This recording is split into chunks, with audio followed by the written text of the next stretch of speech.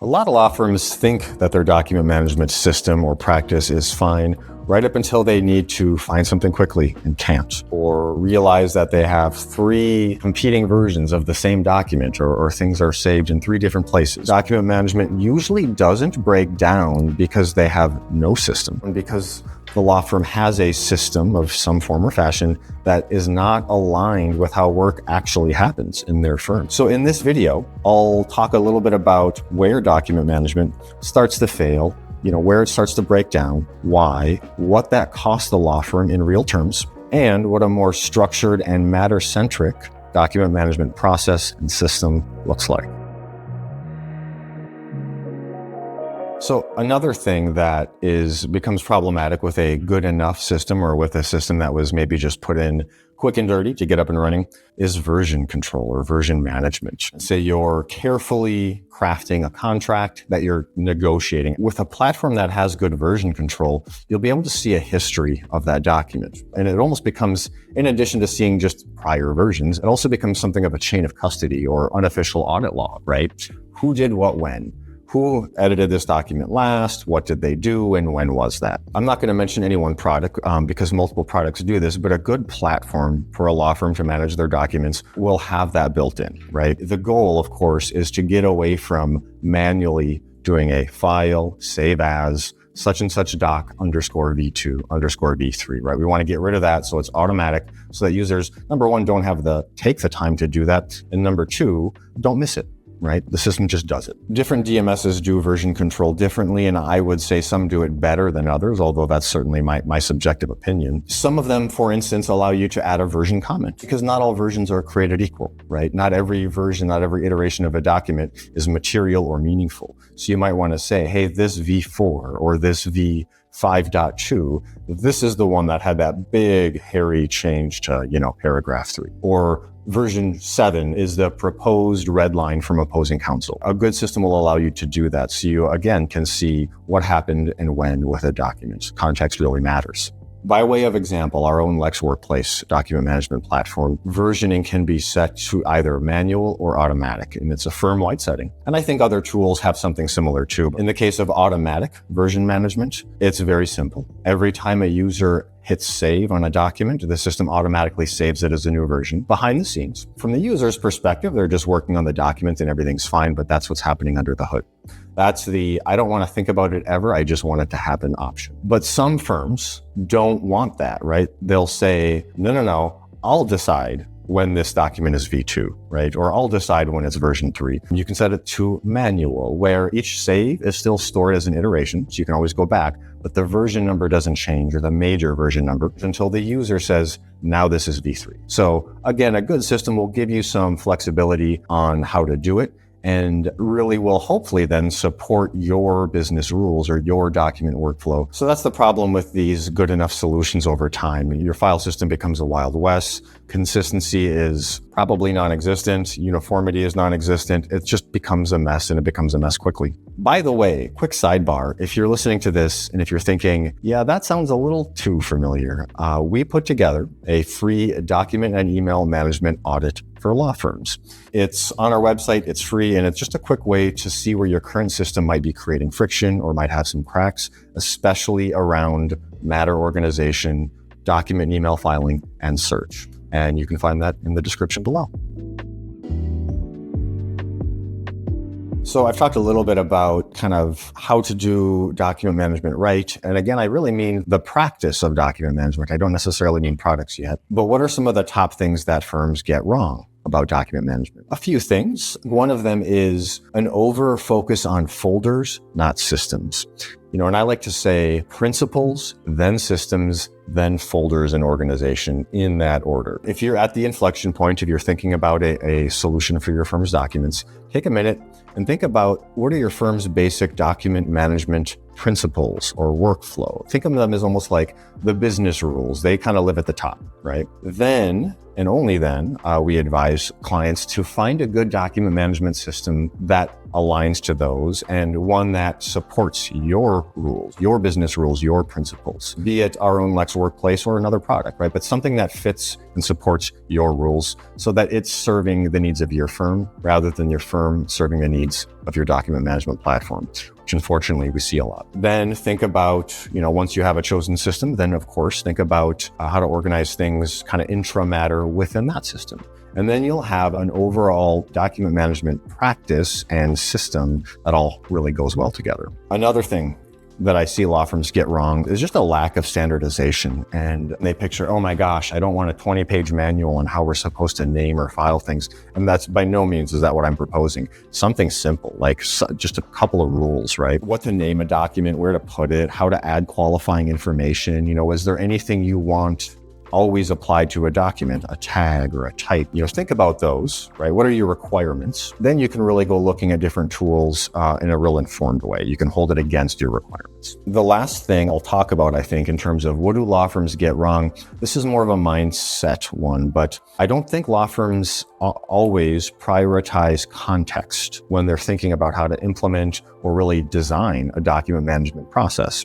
A lot of times context is unclear. And as I've said, context really, really matters. Ideally, a user in your firm should be able to, at any time, have a document open, be working on it and know instantly what it is, where to put it, where to find it, what matter it's for, what client it's for. I mean, that should all be very, very clear, almost immediately. And it should be stupid simple, right? This is a contract. It goes with this matter, which is a project we're doing for this client. Done, right? That should always be true. And unfortunately, I see a lot of law firms where that isn't true. There's some ambiguity. And anytime there's ambiguity, you're going to see inconsistency and things are just going to take longer because people have to spend a little cognitive energy thinking about kind of the meta of all this stuff. Where does this go and what folder and all that stuff? So those are the things I think law firms, get wrong or perhaps could just do better for their benefit and for the benefit of their clients. So what does a well-structured document management system or practice look like? Well, one that has enough structure and enough enforcement to keep things organized and keep things clear without being overly heavy-handed or overly burdensome. And as I've said earlier, no structure is no good, but too much structure and too much rigidity can be equally bad, if not worse. You want a system where a document can never just be filed into the ether. In shared drives, you'll see documents put like in the root of a drive or just in places that just don't make any sense logically. So a system where there's only so many places a document can go in the first place, right? But also one that doesn't get in your way or slow your team down. Some systems force you to do something called profiling to every single document you upload to the system. It could be a very important brief you're writing right now. It could be your kid's Christmas shopping list. Doesn't matter. If you try to save it into the system, it's going to say, hold up, I have 20 questions about this document. I'm exaggerating a little, but okay, I have 5 questions about this document that you must answer before you can save it. We see that as operational drag, and we see that as software getting in your way. A good system that has some lightweight enforcement, let's call it lightweight enforcement, just enough, might look like this. Every document must either live in, say, central firm documents or a matter or a project, and that's it. There's nowhere else they can live, right? So that's just one simple little business rule that a piece of software could enforce that will make a huge, huge difference. There's no right or wrong answer on the spectrum of super structured and rigid to just Wild West. Perhaps those extremes are the only wrong answer, but within that, I do think, or at least criticisms I hear from law firms, and not from me, but from other law firms and practitioners, some document management products are a little overly heavy-handed in my opinion, and they really kind of force you to do things their way. And there might be only that one way to do a thing, right? And again, that feels a little bit like serving the needs of the software, not the other way around. I think that turns off a lot of smaller law firms, right? It's thickening my process by a material amount. What used to take, 10 seconds will now take 30. And we do that thing 100 times a day, right? So again, it's not wrong. It's just something to be aware of before you get into a product. I would say that ideally, the ideally structured document management system is really one that is matter-centric. I use the word matter, and so do most of us here at Uptime Legal, as sort of a catch-all term. A matter could be a literal case. It could just be a project for a client or just a kind of a work stream, right? So just know when I say matter, I mean a kind of a logical group of work. The best document management system is organized by matter. This lives in this case or this project. By way of example, in our own Lex workplace, there's also a notion of firm documents. That's just what it sounds like. Other products have similar tools. And the outcome of having a strong document management, a well thought out business rules first document management system, the outcome's really stark. Finding what you need is intuitive and frictionless. Knowing where to save or put things is intuitive also, if not on autopilot. Structure is consistent across your system and across all of your users. And maybe most importantly, context, right? Context becomes really, really clear, because a document, or an email for that matter, but I'll just say for now, a document only makes sense in the context of the matter it belongs to. So we've talked about good enough systems and why they're not usually good enough for long, but when? When does a law firm actually need a thought out document management practice and system? Probably not day one. When you think startup law firm, you often think one or two people. Sometimes a startup law firm is, 20 attorneys breaking away from a big firm.